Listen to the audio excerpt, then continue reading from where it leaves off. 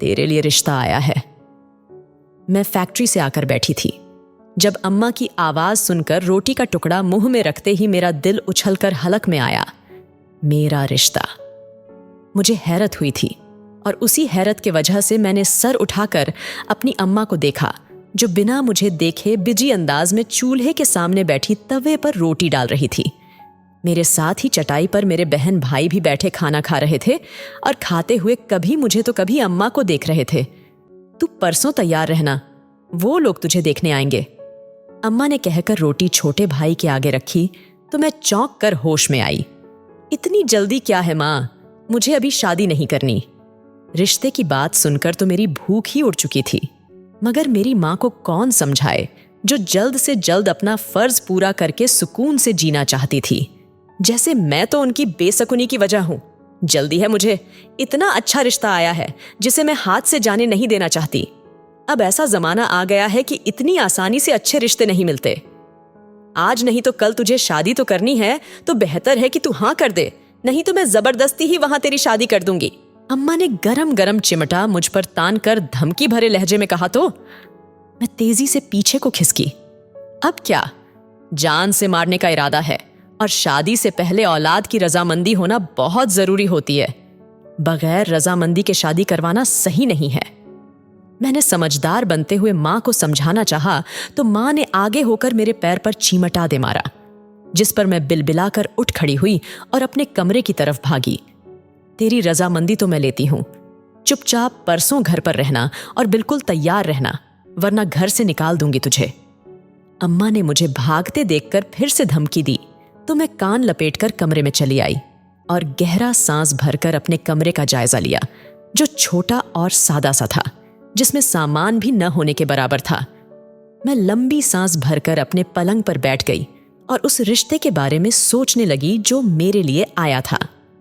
अम्मा ने कहा था कि अच्छा रिश्ता है और अच्छे रिश्ते बार बार नहीं मिलते, लेकिन मुझे पता था कि किसी गरीब घराने से ही रिश्ता आया होगा, क्योंकि अमीर लोगों को अमीर घराना ही जचता है और वही पसंद आता है, जबकि गरीब की बेटी ब्याह कर गरीब के घर में ही जाती है। इस बात का मुझे अच्छे से अंदाजा था। मैं गोरी थी, नैन नक्श भी काफी अच्छे थे, कोई भी देखता तो पहली नजर में पसंद कर लेता। लेकिन मैं अमीर लड़कियों की तरह फैशनेबल नहीं थी, न ही बहुत ज्यादा स्टाइलिश। तो ऐसा कैसे हो सकता था कि किसी अच्छे और अमीर घराने से मेरा रिश्ता आता, और अगर आ भी जाता तो भी मैं अभी शादी नहीं करना चाहती थी, जिसकी सबसे बड़ी वजह मेरे घर वाले थे, जिनकी मैं इकलौती कमाने वाली थी। हमारा छोटा सा 3 कमरों का घर था, जिनमें से 2 कमरे हमारे इस्तेमाल में थे, जबकि तीसरा कमरा बैठक के तौर पर इस्तेमाल किया जाता था। हमारे घर में एक छोटा सा किचन और एक ही बाथरूम था। कमरे के आगे छोटा सा हाल नुमा बरामदा था, जो लंबाई में कम मगर चौड़ाई में काफी ज्यादा था। हमारे घर में हम सिर्फ 4 लोग थे, मैं, मेरी अम्मा, मुझसे छोटी बहन और हम दोनों से छोटा एक भाई। मैं इस वक्त 22 साल की हूँ। 10वीं तक पढ़ाई करने के बाद मैं कई साल तक घर पर ही रही और फिर आजकल मैं कपड़े वाली फैक्ट्री में काम करती हूँ, जहाँ मेरा काम रेडीमेड कपड़ों की पैकिंग है। मुझसे छोटी बहन 20 साल की है, जिसने 10वीं तक पढ़ाई की और फिर वह भी घर पर रहने लगी। घर के काम करने के अलावा वह लोगों के कपड़े सिलाई करती है, जिससे कुछ आमदनी हो जाती है। और सबसे छोटा भाई इस वक्त 14 साल का है, जो 9वीं क्लास में है और एक सरकारी स्कूल में पढ़ता है। हम उसे बहुत ज्यादा पढ़ाना चाहते हैं, इसीलिए मैं और मेरी बहन दिल लगाकर मेहनत करते हैं कि जितनी मेहनत करेंगे उतने ज्यादा पैसे हाथ आएंगे, और पैसा कमाना ही तो हमारा मकसद है। मैं और मेरी बहन कमाते थे, जबकि अम्मा कभी कभी घर संभाल लेती थीं, क्योंकि अम्मा को सांस का मसला था तो ज्यादा भाग दौड़ नहीं कर पाती थी। मेरे पापा का देहांत हुआ जब मैं 15 साल की थी। उनको दिल का मसला था और उनका इलाज काफी समय तक चला था, मगर हमारे पास इतने पैसे नहीं थे कि उनका पूरा इलाज करवा पाते। वह दिहाड़ी मजदूर थे, जितना कमाते उतना खर्च हो जाता और यूं पैसों की कुछ बचत न हो पाती। मगर फिर भी जितना हमसे हो सका उतना इलाज करवाया। मगर मेरे पापा मौत से जंग लड़ न सके और हार कर इस दुनिया से चले गए। पापा की बीमारी के दौरान सभी रिश्तेदार हमसे मुंह मोड़ गए थे कि कहीं उनको हमारी मदद न करनी पड़ जाए। वह कहते हैं, ना, गम के वक्त ही अपनों के रिश्तों का पता चलता है, तो हमें भी गम के वक्त इस बात का अच्छे से अंदाजा हो गया था कि हमारा कोई रिश्तेदार हमारी मदद नहीं करेगा। और यूं हमने लोगों से उम्मीदें रखनी छोड़ दी कि जो हमारे मुश्किल वक्त में हमारे काम नहीं आए थे, वह बाद में क्या आएंगे। मैं फैक्ट्री में काम करने लगी और मेरी बहन घर पर ही लोगों के कपड़े वगैरह सिलाई कर लेती, जिससे हमें इतनी आमदनी मिल जाती थी कि 4 लोगों का पूरे महीने आसानी से गुजारा हो सके। और अब हमारी सारी उम्मीदों को एकमात्र सहारा हमारा भाई था, जिसे पढ़ा लिखा कर बड़ा आदमी बनाना हमारा ख्वाब था, ताकि वह कुछ बनकर हम बहनों और माँ का सहारा बन सके। हमने फ्यूचर की बहुत प्लानिंग की थी कि कैसे पैसे संभालने हैं, अपना घर बनाना है, उस घर में फिर खुशी खुशी अपनी माँ और भाई के साथ रहना है। लेकिन फ्यूचर के सारे प्लान में हमने शादी को कभी नहीं सोचा था। खास तौर पर मैं तो जैसे भूल ही गई थी कि मैं एक लड़की हूं और मुझे शादी करके ये सब यहीं छोड़कर अपने ससुराल चले जाना है। शादी दूर दूर तक मेरे दिमाग में भी नहीं थी। हाँ, जब माँ ने मुझसे शादी का कहकर मुझे जैसे गहरे ख्वाब से जगा दिया था और मैं परेशान हो गई थी कि मेरे बाद मेरे घर वालों का क्या होगा। मगर रात को माँ ने मुझे समझाया, बुझाया कि मैं उनकी फिक्र न करूं। जिसने पैदा किया है उसने हमारे हिस्से का अन्न देकर पैदा किया है, तो वह उनको भूखा नहीं रहने देगा। उन्हें भगवान पर पूरा भरोसा है। भगवान पर तो मुझे भी भरोसा था। तभी हर चीज भगवान पर छोड़कर मैं बेफिक्र हो गई और अम्मा की बात मानकर हामी भर ली। मैं उनको न ही नाराज करना चाहती थी और न ही परेशान करना चाहती थी। सारे घर की सफाई कर ली गई थी। मेहमानों की खातिर बिस्किट के साथ साथ चाय और स्नैक्स का इंतजाम किया गया था। और फिर जल्दी मेहमान भी आ गए, जिनमें लड़के की 2 भाभियां और माँ शामिल थीं। उन्होंने मुझे देखा, छोटे मोटे सवाल किए और काफी देर बैठकर माँ से बातें करती रहीं। मैं बर्तन उठाकर वापस कमरे में आ गई थी। जब कुछ ही देर बाद माँ ने आकर बताया कि मैं उनको पसंद हूं और वह लोग हाँ कर गए हैं, जिस पर मैंने सुकून भरा सांस लिया। अगले दिन वह लोग शादी की तारीख लेने पहुंचे, जिस पर मैं हैरान तो हुई, मगर अम्मा को शायद उनसे भी ज्यादा जल्दी थी, या फिर अम्मा उनको नाराज नहीं करना चाहती थी। तभी फट से हामी भरकर शादी की तारीख अगले हफ्ते की ही तय कर दी। उन्होंने दहेज लेने से मना कर दिया था। तभी अम्मा इत्मीनान थी। सब कुछ बहुत आनन फानन हुआ। हमने छोटी मोटी तैयारियां कर ली, जिनमें ज्यादातर मेरा सामान शामिल था, और करते करते कब शादी का दिन आ पहुंचा खबर भी न हुई। अम्मा ने जितने पैसे जोड़ रखे थे उनको बारात के लिए खर्च किया। शादी का रस्म हुआ, मेहमानों को खाना खिलाया और फिर मैं आंसुओं से भरी आंखें लेकर अपने ससुराल पहुंची, जहां पर मेरा अच्छे से स्वागत करके मुझे मेरे पति के कमरे में पहुंचा दिया गया, जो काफी अच्छा और खुश शक्ल था। रिसेप्शन के बाद जिंदगी रूटीन पर आ गई। 1 महीने के आराम के बाद घर की कुछ जिम्मेदारियां मेरे कंधों पर डाल दी गई, जिन पर मुझे ऐतराज भी नहीं था, क्योंकि फालतू बैठना मुझे अच्छा नहीं लगता था। वक्त यूं ही गुजरने लगा।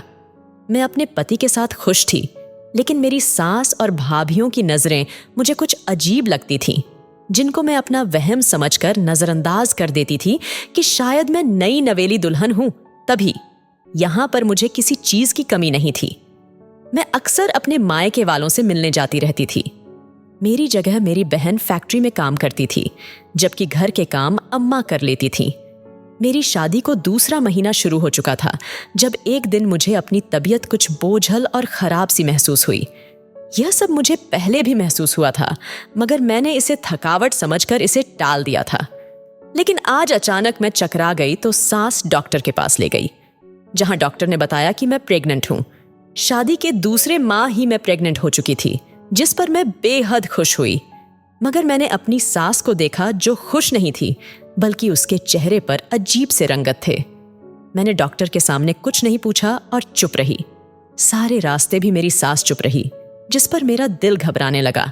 कुछ ही देर में हम घर पहुंच चुके थे। लाउंज में पहुंचे ही थे कि सब हमारे इर्द गिर्द जमा हो गए और पूछने लगे कि मुझे क्या हुआ था। जिस पर मैं कुछ बोलती कि मेरी सास बोली, यह प्रेग्नेंट है। मेरी सास की इस बात का सुनना था। सब मुझे अजीब नजरों से देखने लगे, बिल्कुल वैसे ही जैसे अस्पताल में मेरी सास मुझे देख रही थी। मैं जो पहले ही घबराई हुई थी और घबरा गई। मुझे समझ नहीं आ रहा था कि ऐसी खुशी की खबर सुनकर वह यूं क्यों पेश आ रहे हैं। मुझे लगा कि शायद उनको खुशी नहीं हुई। हाँ, यही बात हो सकती थी। इसके अलावा और क्या बात हो सकती थी? लेकिन वह सब खुश क्यों नहीं थे? ऐसी खबर सुनकर तो घर वाले खुशी से फूले नहीं समाते, और यह सब मुझे अजीब नजरों से देख रहे थे। अभी मैं यही सोच रही थी जब अचानक मेरी ननद मेरे पास आई और बोली, भाभी, क्या तुम नहीं जानती कि भाई किन्नर है? फिर तुम प्रेग्नेंट कैसे हो गई? यह सुनकर मैं घबरा गई और परेशान होकर सबको देखने लगी। मैं उनकी बात का यकीन कैसे कर सकती थी, जबकि मैं यह भी जानती थी कि यह मेरे पति का ही बच्चा है। परेशानी से मेरा बुरा हाल हो गया और मैंने घबरा कर कहा, यह मेरे पति का ही बच्चा है। मेरी बात सुनकर वह सब हंसने लगे कि एक किन्नर का बच्चा कैसे हो सकता है, तुम झूठी हो। यह कहकर उन्होंने मुझे धक्के मारकर घर से निकाल दिया कि मैं बदचलन हूं, इसके पेट में न जाने किसका नाजायज बच्चा है और हम एक बदचलन औरत को अपने घर पर नहीं रख सकते। वो मुझे बाहर निकालकर दरवाजा बंद करके वापस अंदर चले गए, जबकि मैं काफी देर तक दरवाजा पीटती रही, निवेदन करती रही कि मुझे अंदर आने दें, मगर किसी ने मेरी एक ना सुनी। अपने पति की हकीकत जानकर और अपनी माँ की हालत का सोचकर मेरी जान निकल रही थी। मेरी माँ को यह सब पता चलता तो वो जीते जी ही मर जाती। वो मेरी शादी पर किस कदर खुश थी, मैं ये बात अच्छे से जानती थी। अब अगर उन्हें पता चलता कि उसकी बेटी को उसके ससुराल वालों ने बदचलन कहकर घर से निकाल दिया है, तो न जाने उस पर क्या गुजरती। मैं रोती हुई सड़क पर बैठी थी जब कुछ किन्नर मेरे पास आए और जबरदस्ती मुझे पकड़कर उठाने लगे। छोड़ो छोड़ो, मुझे कहाँ ले जा रहे हो? जाने दो मुझे। मैं उनकी पकड़ से खुद को छुड़वाने की कोशिश करती हुई बोली। साथ ही साथ मैं बुलंद आवाज में रोती जा रही थी, मगर उन्होंने मेरी एक बात न सुनी, न ही मुझे छोड़ा। चुप करके हमारे साथ चलो, वरना अंजाम अच्छा नहीं होगा। अगर तू न गई तो गुरु गुस्सा होगा। अब चल चुपचाप। इतना कहकर वो मुझे जबरदस्ती अपने साथ ले गए और एक 2 मंजिला घर में ले आए, जो अंदर से काफी खूबसूरत और बड़ा था। उन्होंने अंदर लाकर मुझे छोड़ा और बोले, जा गुरु, तेरा इंतजार कर रहा है। उन्होंने कमरे की तरफ इशारा किया था जहां उनका गुरु था, मगर उसका मुझसे क्या लेना देना, वो क्यों मेरा इंतजार कर रहा? मैंने यही सोचा, मगर ज्यों ही अंदर कदम रखा तो मैं हैरान रह गई कि मेरा पति दुल्हन की तरह सजा हुआ बेड पर बैठा था। उसने औरतों की तरह का खूबसूरत भारी भरकम कपड़ा पहना हुआ था, जबकि चेहरे पर काफी मेकअप थोपा हुआ था। हाथों और उंगलियों में भारी जेवरात मौजूद थे और वह इस वक्त एक किन्नर ही लग रहा था, जिस पर मुझे अपने ससुराल वालों की बातें सच ही मालूम हुई। यानी वह सच कह रहे थे कि मेरा पति किन्नर है। लेकिन अगर यह किन्नर था तो उन्होंने इसकी शादी करवाकर मेरी जिंदगी क्यों बर्बाद की? और यह किन्नर था तो जो मेरे पेट में बच्चा था वह किसका था?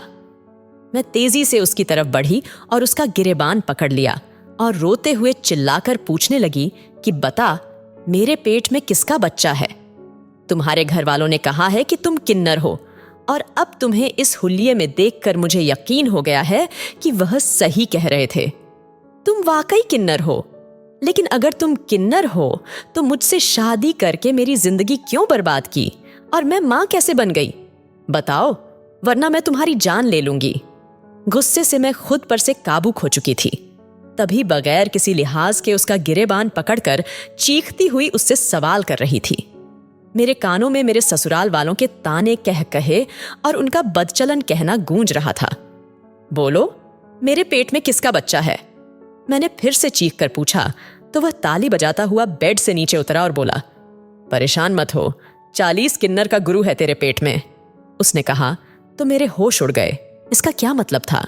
मुझे कुछ समझ नहीं आ रहा था, मगर मेरे चेहरे का रंग उड़ चुका था और अगले ही पल मैं अपने होशो हवास से बेगाना होकर चक्कर खाकर नीचे जा गिरी थी। उसके बाद क्या हुआ क्या नहीं, मुझे कुछ भी याद नहीं था। न जाने कितना वक्त गुजर गया था। जब मेरी आंख खुली तो देखा कि मैं उसी कमरे में थी जहां मेरा पति मौजूद था और जहां मैंने अपने पति को एक किन्नर के रूप में देखा था, और उसके मुंह से अजीबो गरीब सी बातें सुनकर मैं बेहोश हो गई थी। मैं तेजी से उठ बैठी और बेड से नीचे उतरने लगी जब देखा कि मेरा पति कमरे के दरवाजे से अंदर दाखिल हो रहा था। लेकिन अब वो किसी किन्नर के हुलिये में नहीं, बल्कि अपने पहले वाले हुलिये में मौजूद था और उसे देखकर बिल्कुल भी नहीं लगता था कि वह एक किन्नर है। वह दिखने में एकदम मर्द की तरह था। मगर जब मुझे सबकी बातें याद आई और साथ ही अपना बच्चा भी, तो मेरा दिल खौफ से धड़कने लगा। मुझे जागता देखकर वह मेरे करीब आकर बैठ गया और मेरा हाथ थाम लिया, जिसे मैंने उससे छुड़वा लिया।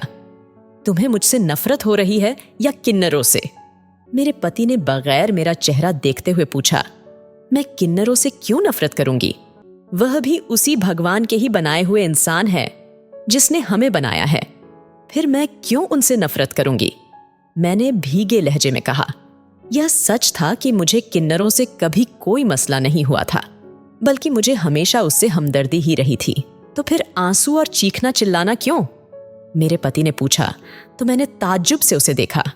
क्या अभी भी उसे बताने की जरूरत थी कि मैं यूं क्यों चीख चिल्लाकर अपनी भड़ास उतार रही हूं? मैं इस बात पर गुस्सा हूं कि मुझे धोखा दिया गया है।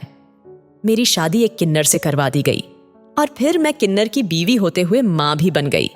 मैं प्रेग्नेंट हो गई और मेरे ससुराल वाले अब आकर मुझे बताते हैं कि मेरा पति तो किन्नर था, वह तो बाप बन ही नहीं सकता था। फिर यह बच्चा उसका कैसे हो सकता है?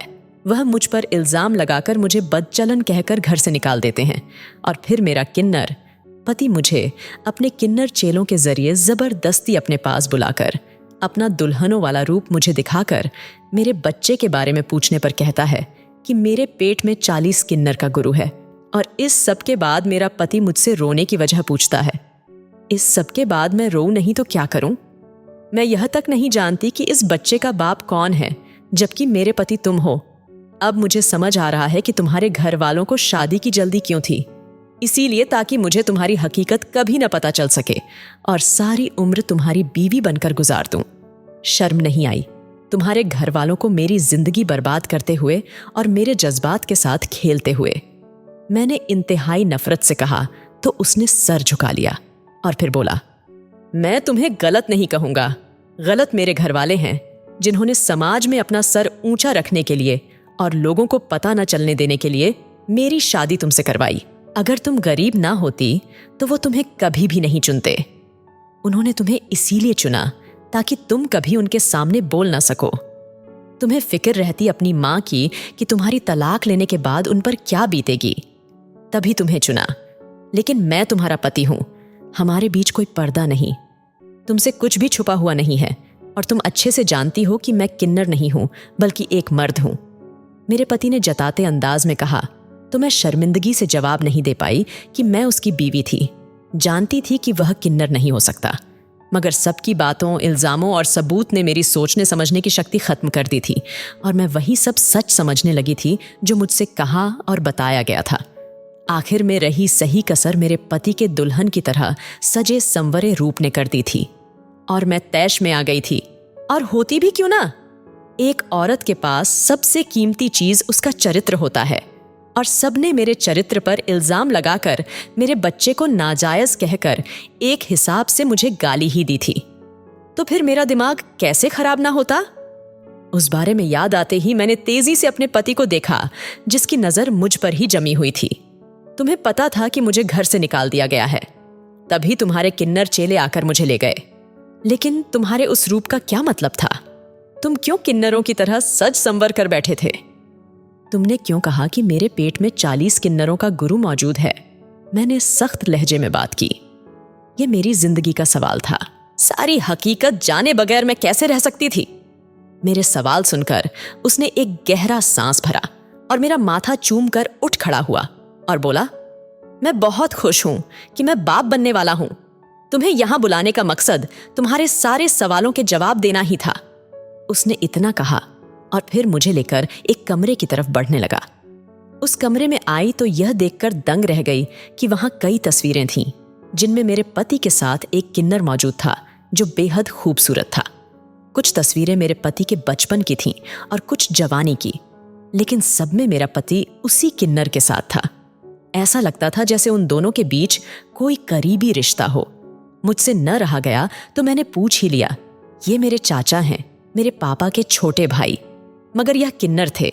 जब तक दादा दादी रहे तब तक तो वह खुश रहे, किसी ने उनको तंग नहीं किया। दादा दादी ने उनको अपने आंगन तले छुपा कर रखा, लेकिन उनको पढ़ा लिखा नहीं पाए कि कोई भी स्कूल उनको अपने पास रखने के लिए तैयार नहीं था। बच्चे उनको छेड़ते और सताते थे, जिसकी वजह से उन्होंने खुद ही स्कूल जाना छोड़ दिया। उसके बाद वह घर के होकर रह गए। उनके भाई बहनों की शादियां हो गई और भाभियों के आ जाने से वह अपने आप में सिमट कर रह गए। दादा दादी की मृत्यु हो गई थी, जिसके बाद वह भाभियों के रहमो क्रम पर रह गए। वह घर से बाहर नहीं निकलते थे कि लोग उनको सताते थे। उनकी भाभियां उनको जिल्लत करती और सारे कामों में लगाए रखती। बाकी भाई अलग हो गए तो चाचा हमारे घर में रह गए। मैंने होश संभालने के बाद अपने इर्द गिर्द चाचा को ही पाया। वह मुझसे बेहद मोहब्बत करते थे और ज्यों-ज्यों मैं बड़ा होता गया, चाचा के रंग में रंगता गया। मुझे चाचा की तरह सजने संवरने का शौक होने लगा और मैं छुप छुप कर यह सब करता भी। मगर एक दिन घर वालों ने देख लिया, मुझे भी मारा पीटा और चाचा को भी, क्योंकि उनकी वजह से मैं उन जैसा हो गया हूं। तब गुस्से में आकर मैंने कह दिया कि मैं उन जैसा हो नहीं गया, बल्कि हमेशा से उन जैसा हूं। मैं हमेशा चाचा को इंसाफ दिलाना चाहता था, सबको बताना चाहता था कि बाकियों की तरह उनका भी घर पर और नॉर्मल लाइफ पर हक है। तभी बिना डरे सबसे कह दिया कि मैं भी किन्नर हूं। अगर चाचा से नफरत करनी है तो मुझसे भी करो, मैं भी किन्नर हूं। मेरी बात सुनकर सब हैरान रह गए थे, लेकिन मैं डरा नहीं और जानबूझकर चाचा का साथ देने के लिए और सबको उनकी तरफ करने के लिए मैं खुद भी किन्नर का रूप धरे रहने लगा, लेकिन सिर्फ घर की अंदर तक। बाहर मैं नॉर्मल हुलिये में ही होता था। चाचा से सबको नफरत थी, मगर मुझसे कोई और नफरत नहीं कर पाया, क्योंकि मैं उनका अपना बेटा था। और एक दिन चाचा गायब हो गए। वह मुझे कभी न मिले, मगर उनकी चिट्ठी जरूर मिली, जिसमें उन्होंने लिखा था कि अगर तुम्हारी औलाद किन्नर हुई तो उसे इंसाफ देना, बहुत मोहब्बत देना और उसे किन्नर का गुरु बनाना, ऐसा गुरु जो सबके हक के लिए आवाज उठाए। उस दिन मैंने तय किया कि मैं ऐसा ही करूंगा। घर वालों को उनसे कोई फर्क नहीं पड़ता था, तभी किसी को गम न हुआ। लेकिन 1 साल में मैंने अपने चाचा को ढूंढ लिया, जिन्होंने किन्नर का एक घर बनाया था जहां बेसहारा किन्नर रहते थे। मैं पढ़ाई कर चुका था और अब जॉब कर रहा था, मगर अपना ज्यादातर वक्त यहीं गुजारा था। चाचा यहाँ के गुरु थे, मगर बीमार रहने लगे थे और एक दिन वह इस दुनिया छोड़कर चले गए। उनके जाने के बाद मैं यहाँ मौजूद 40 किन्नरों का गुरु बन गया। बेशक मैं किन्नर नहीं था, लेकिन उनकी भलाई के लिए काम करने लगा। उनके हौसले के लिए खुद भी उनकी तरह सजता संवरता। लेकिन इस सारी हकीकत से मेरे घर वाले अनजान थे। उनकी नजर में मैं आज भी किन्नर था। मैंने भी कभी किसी को हकीकत बताने की कोशिश नहीं की, ताकि वह भी मुझे किन्नर के रूप में देखकर उसी तकलीफ का शिकार हो जिस तकलीफ में मेरे चाचा रहे थे। तभी घर में मेरी शादी का शोर उठा। लोगों को मालूम नहीं था कि मैं किन्नर हूं और सब लोग मेरे माँ बाप से मेरी शादी का पूछने लगे थे। तभी उन्होंने दुनियादारी के लिए मेरी शादी एक ऐसी गरीब लड़की से कर दी जो अपने माँ बाप को परेशानी न देने के खातिर हमेशा के लिए मुझे जैसे किन्नर के साथ मुंह बंद करके जिंदगी भी गुजार देती और मेरे घर वाले समाज के सामने सर उठाकर जीते भी रहते।